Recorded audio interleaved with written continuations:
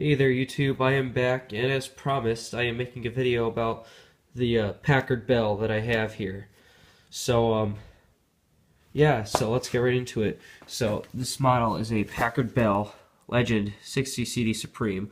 Hopefully the camera will focus. This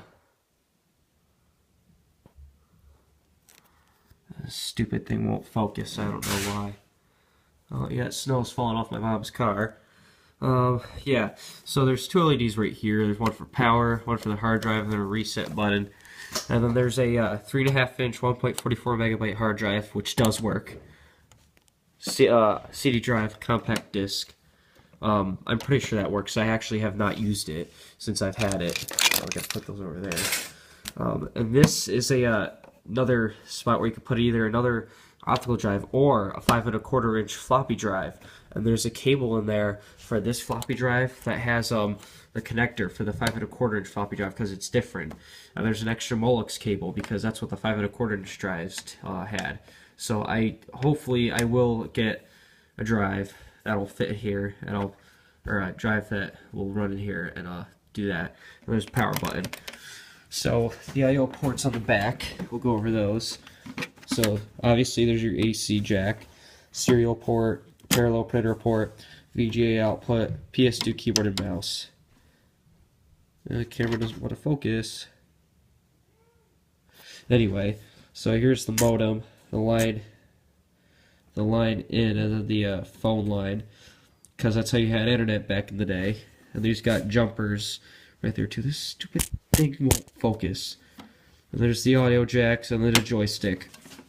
And these are like knockout plates, and you can put in like an extra VGA thing or a serial thing because there's jumpers on the motherboard for that.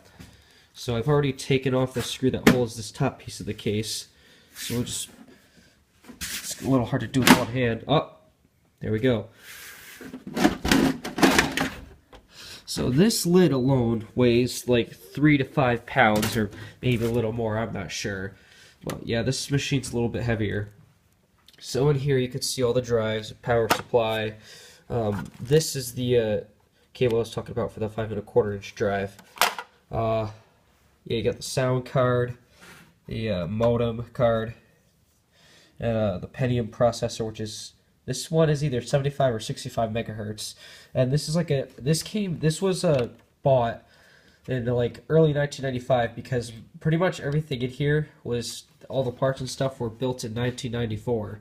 And even the chipsets in 1993. So this is kind of cool to have, but it runs Windows 95, and it runs it pretty good. And there's the fan. So I'm going to take out this drive thing because this holds all the drives. There's a 545 megabyte hard drive, which I don't know why they didn't go up to they didn't use at least like a 1 gigabyte drive, but whatever. I mean, it doesn't really matter. But that just goes to show how early this was during the Windows 95 era thing. So there's just there's 3 screws that hold in the drive thing.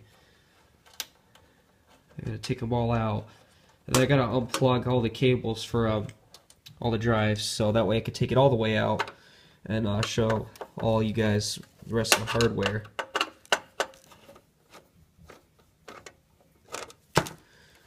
Okay.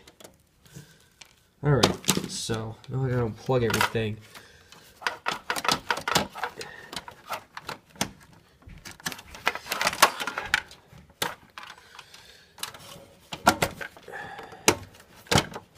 Yeah, this is a little, again, this is tough to do with one hand, but whatever.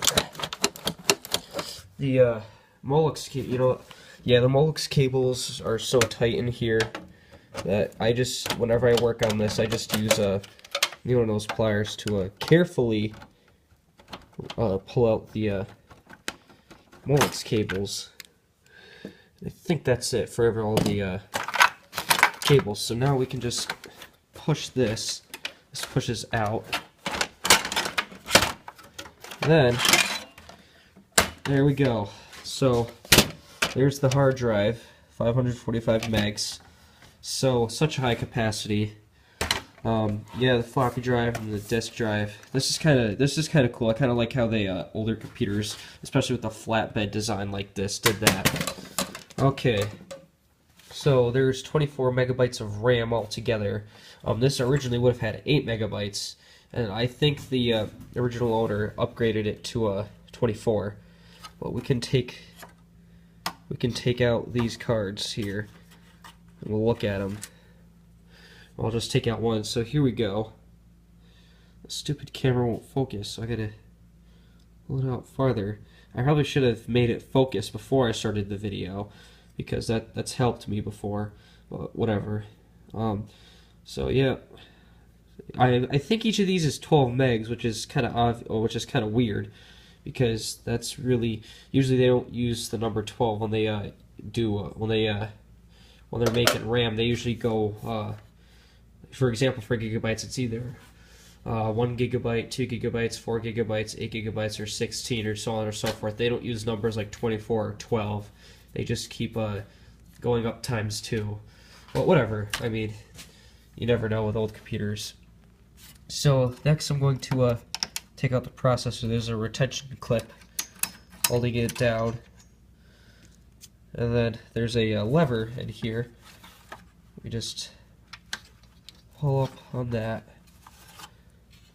and carefully pull it out, and here we go.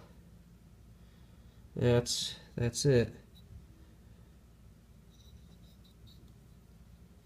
There's some sort of like it's not like regular thermal paste, there's some sort of like thermal pad thing under there, but it's hard as a rock, and this doesn't want to come off, but I'm not going to force it off because I don't want to risk bending the pins, and it cools itself just fine, and I just want to make sure that the processor seats in there just carefully.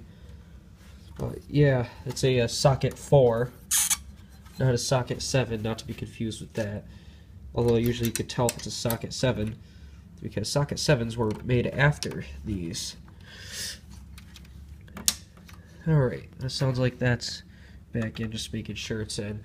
Let's see, is there anything else that I can go over? I don't think so, but we can look at, there's jumpers and stuff there for all sorts of different smaller hardware and everything, and there's the all the cables for the power switch, the reset switch, and the speaker cable.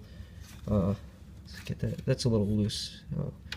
Alright, so yeah, this is a very cool machine to have.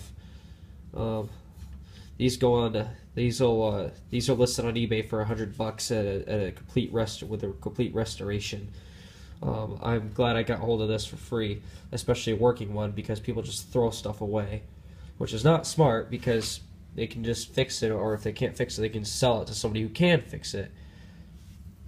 Oh yeah, the IDE cable for the optical drive is on the sound card, because sound cards were very popular back in the day for games and stuff, and that's what people used. Nowadays, sound cards are not nearly as popular, but you can still get them, and people who do like a lot of music stuff and video production or whatever, they use sound cards, because that's what sound cards are good for. But back in the day, sound cards were awesome. People didn't use headphones as much. For games and stuff, speakers were the best. Speakers are still used, but the onboard quality sound cards are good enough that it's not really as necessary to have a sound card. And it was cheaper too. I mean, this doesn't have onboard sound ports. But I think that's going to be it for this. This is a very nice machine to have again.